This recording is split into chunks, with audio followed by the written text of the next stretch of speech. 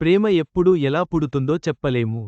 Return of dragon cinema దర్శకుడు అశ్వత్ మారిముత్తు తన assistant director Vicky మరియు మేకప్ ఆర్టిస్ట్ పవిత్రల ప్రేమ కథను పంచుకున్నాడు. వారి నిశ్చితార్థం అతనికి చాలా ప్రత్యేకమైన రోజు.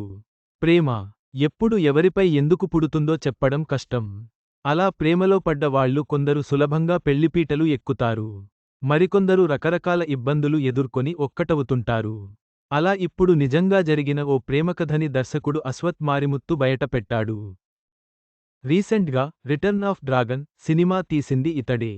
ఓ మై కడవులే అనే తమిళ సినిమాతో దర్శకుడిగా పరిచయమైన అశ్వత్ దీన్ని తెలుగులో విశ్వక్ సేన్ హీరోగా ఓరి దేవుడా పేరుతో రీమేక్ చేశారు.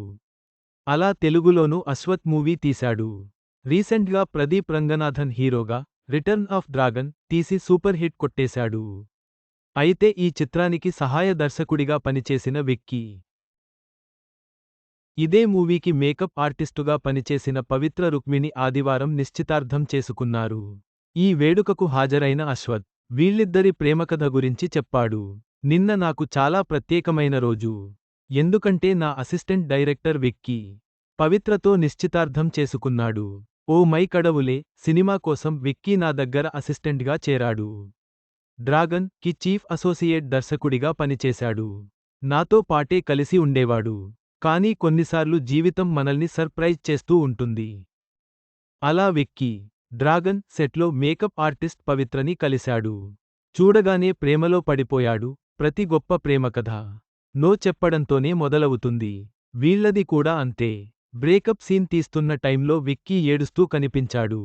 ఏమైందని అడిగితే తను నో చెప్పింది, మాట్లాడొద్దని కూడా చెప్పిందని అన్నాడు. ఓ అన్నగా నేను కొన్ని సలహాలు ఇచ్చా.